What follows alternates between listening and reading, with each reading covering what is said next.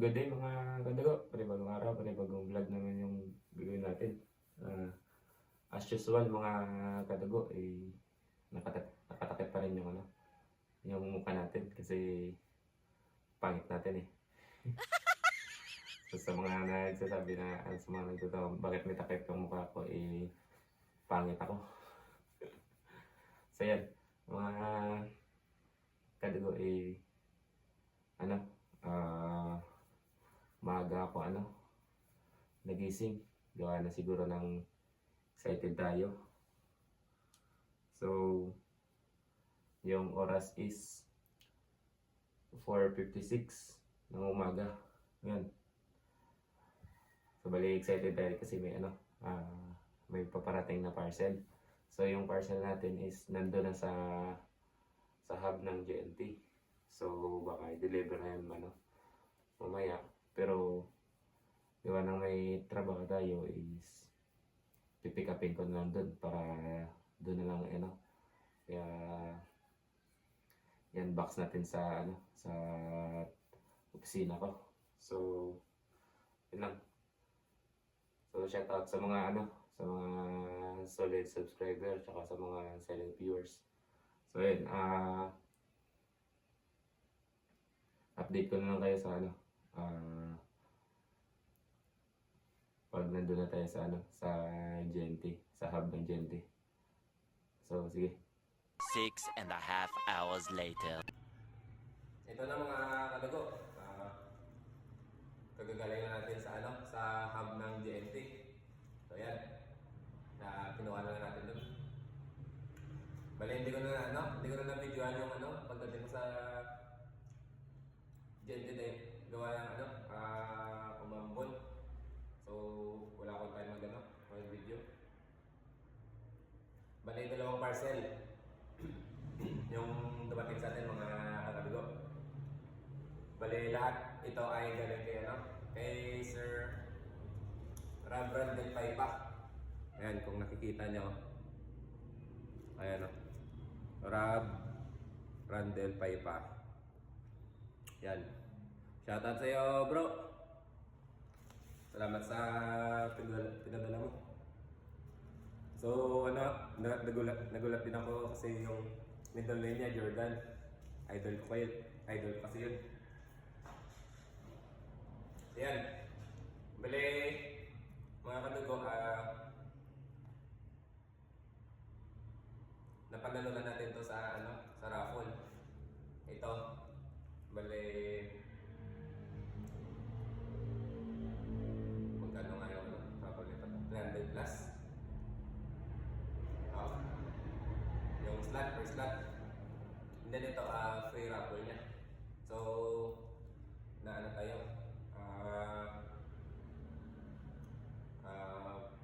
Bilis tayo kasi ako yung nanalo. So, bali, shoutout sa iyo, sir. Bro, Randel Paipa. Ingat yan, tsaka sa mga gustong sa mga gustong sumali ng raffle niya. Ito ilagay ko sa screen yung pangalan ni Sir Rab, yung Facebook niya. Then PM niyo na lang siya kung i-add din na tayo sa GC namin raffle niya. So yan. Bali yung una natin is ito. Yung napanalo na natin na may bayad. So yan. Ito ay lagay mo na natin dito. Yan. So, unahin natin ito.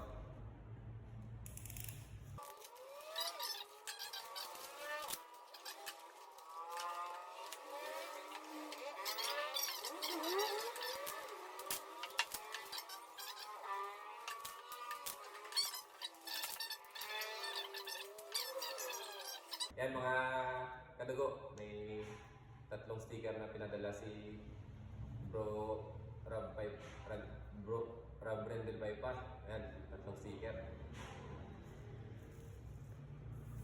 With Santer.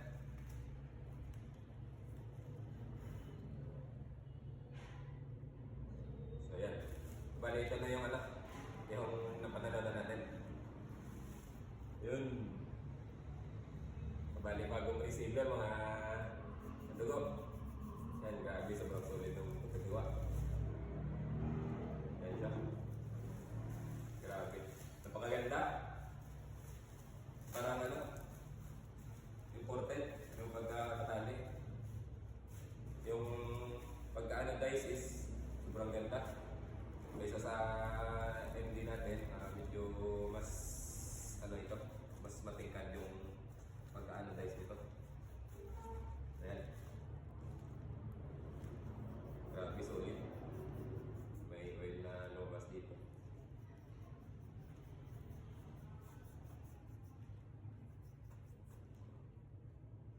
So ito siya. Ayan mga kadugo. West center receiver. Ayan. Maliit lang siya mga kadugo. Tapos ito lang yung medyo mahaba yung kanyang ano to? Hammer assembly. So yan. Wala akong ano dito, roller. Maliit na. Nasa 5 inches na siguro to. Kasama nito 6 inches. Oo. Sabi solid, ang ganda. Yan. Sa kabila walang design. Pero ano to? Lalagyan natin to or papalagyan. So ito may under railings. Yan. Pang tactical type yung pinili ko. Ayan. Ibang lambot to. Grabe lambot. Oh. Ang lambot ng trigger. Grabe. Yan. Grabe, solid. Pang-competition to mga Underex. Grabe oh. Parang hindi na nagalaw yung trigger. Yan oh. Grabe. Sobrang solid. So yan. Bali, kakalikotin natin to mamaya. Pag-uwi natin sa bahay. Kasi nandito ako sa opisina ko. Ayan. Ang ganda. Pati loob ng lalagyan ng barrel. Ayan. Ang ganda. Grabe solid. So ito yung yung adapter niya. So pwede ito gawing wood stock. Kunin lang to. And then gawa ng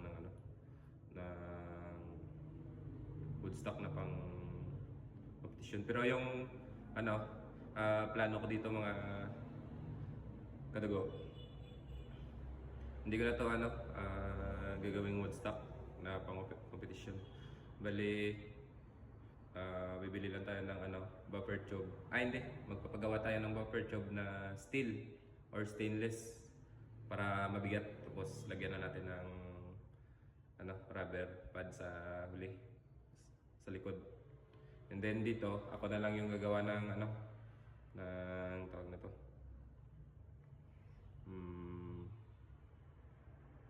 Grip, pistol grip. Bale, yung gagawin natin is yung magandang kahoy na matigas tsaka mabigat. Pistol grip lang. Para mas gusto ko kasi yung yung design ng pistol grip kaysa sa wood stock na mahaba. So, gawin natin is stainless tube na ganito kahaba, and then rubber lang. Gagawan ko lang ng chickpeas tsaka butt plate. And then dito sa ilalim ng tank, regulator tsaka tank, hahanap tayo ng aluminum, yung aluminum chassis niya. Pero magpapagawa lang tayo para hindi tayo para hindi malaki yung gagastusin natin. So, ayan. Ayos na yung pati loob, ang kinis. Yan. Pagkaka-anodize, ang kinis.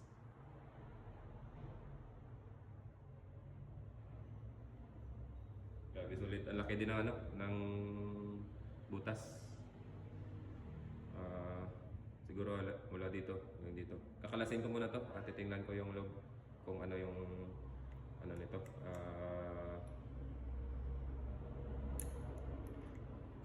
Yung lamang loob para makita niyo lahat.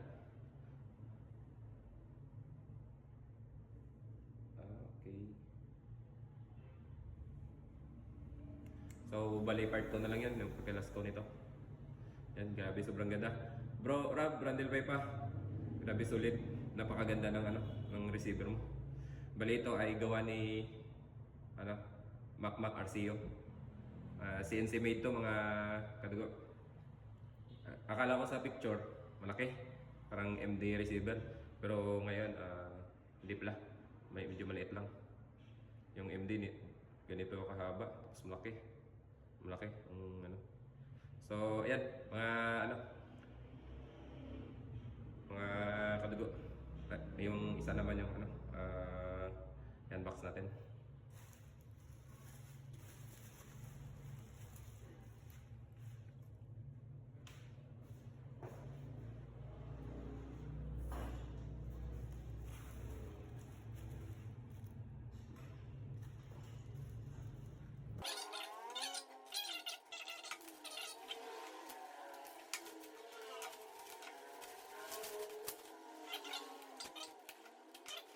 Ito na mga kadugo, yung free raffle niya. Yan, West Center scope. So yung specs niya nito is wala dito. Ito siya mga kadugo, HDN 6 to 24 by 50 SFIR, first focal plane. Bali to, side focus, illuminated reticle, first focal plane, then zero stop na siya. So yan, buksan natin. Excited din ako eh.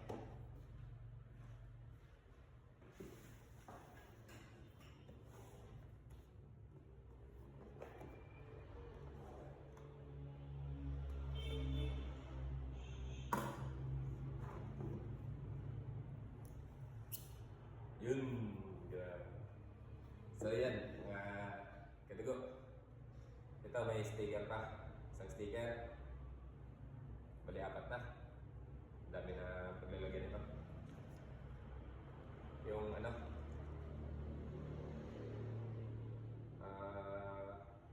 tawag ito, side focus wheel.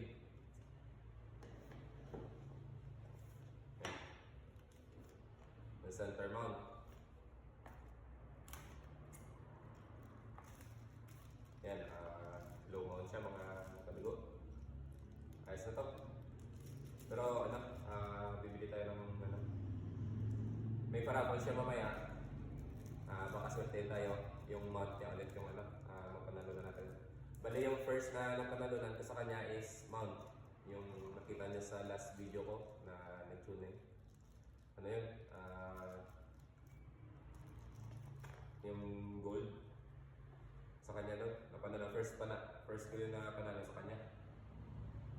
And then ito, battery para sa illuminated niya. Then may pinadala siya taas sa atin. Free na lang daw. Ito. Center. Yan ang may pangalan niya. Center, mababa level. Yan. Napaka-importante nito sa long range shooting. Sa mga nag-long range yan na wala nito, huwag kayo magtataka kung bakit pakanan or pakaliwa yung patama niya sa example sa 100 meters. Kahit 60 meters, kung kanting yung unit nyo pag tira is medyo malayo yung patama niya. It's either left or right yung patama. So, ito na mga kadugo. Yung scope. Grabe, solid. Meron pa pala. Ito yung tawag nila, throw lever para sa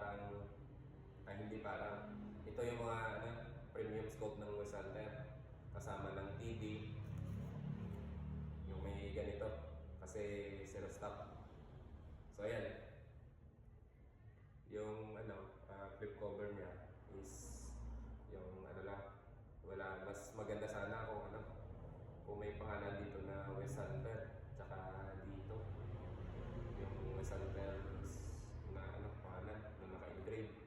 Mas maganda kasi sa Marcol, meron ganito, yung may pangalan dito na Marcol.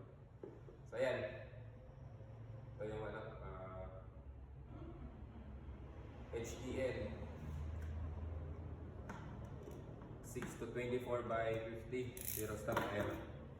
May naka-engrave na zero stop. Ayan, zero stop. So, ito yung overall looks ng ano, ng scope. Ayan. Medyo ano pa din. So, ayan, overall. Medyo mataas na din yung ano, yung ito mga turret niya. Ayan o, matataas. Ayan, may QC pass. Ito yung ano yan, HDN, yung tatak. So, may logo dito, pangalan. Then dito may ganun din. So, check natin yung clarity niya. Bali yung ano, yung parallax niya is ito. Meron siyang 10, mula sa 10 hanggang infinity. 500 infinity. Yan. Medyo matigas yung ano, yung adjuster ng parallax. Kaya siguro may ano, parallax wheel. Ayan, tingnan natin yung ano, yung clarity niya. Kung makikita ba dyan.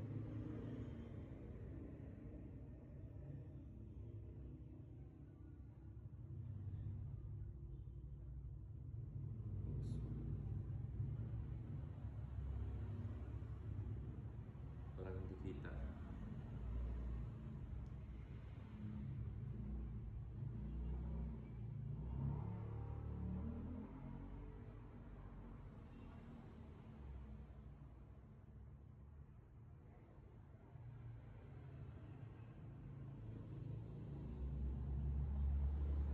Yan, hindi na. At pati ano ko na lang. Wait lang. So yan yung reticle niya mga kadugo. Ang hirap yan, no? Yan.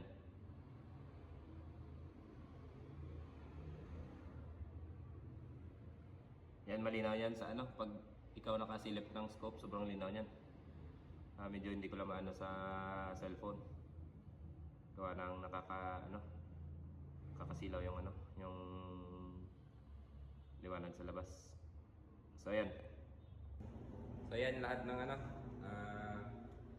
laman ng box, receiver, saka may ano pa pala, para dito sa zero stop niya. And then, ito yung ano, specification niya. Yan. Bali ano, yung 6 to 24 by 50 is yung adjustment ng elevation niya is 50 MOA lang. So medyo maliit lang na ano, adjustment, pero okay na yan. Hindi naman tayo titira ng ano, 250 meters, 300, nakakangalay na yan sa pagpulot ng tinamaan. So ito yung ano, yung scope is ilalagay ko sa ano, sa MD receiver ko. And then yung HD Ginto natin, kung may sira man, ipapaayos. Yun yung gagamitin natin para dito pang competition. So yan. Bali yung ano, ilalagay ko dito na barrel is yung ginagamit natin sa slug, yung AC barrel. So maganda yung patama niya sa pellet. And then kung wala naman ano, kung wala namang competition, ilalagay natin yung ano, 0.177 na DBBR. Kaya galing kay Bro Romel Menendez. Shoutout sa'yo, bro. Shoutout din kay Bro Arjun Castaños, AC barrel. Shoutout sa'yo, bro. Shoutout din kay Sir Oscar Noble. Sir, shoutout sa'yo. Salamat sa mga tips mo about patama ng unit, compressor. About sa compressor, yung makaraan, yung compressor ko is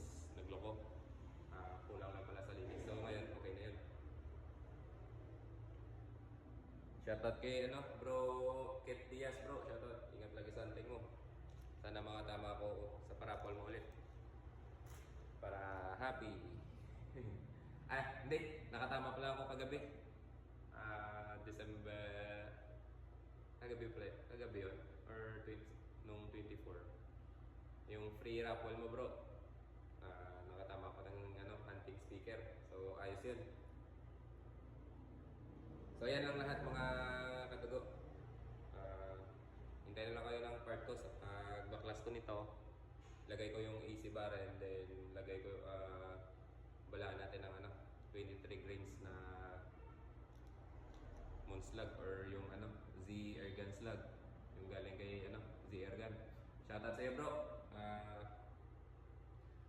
In-unbox ko na yun nung 24 kasi kala ko sabay sa dadating na tatlo para so bali ito yung slug niya yan, so magandang slug parang parang Moon Slug din pero mas maganda yung gawa ni Z Airgun Slug yan. Try natin yan i-tuning kung maganda sa natin sa isibaran natin, so use it kung kaya nito kahit 950 fps lang okay na sa 23 grades kung kaya. I-output natin yan ng ng 2,200 siguro 2 to output kung kakayanin. So bali yung spring niya is stock pa rin kung baka posible na tawag nito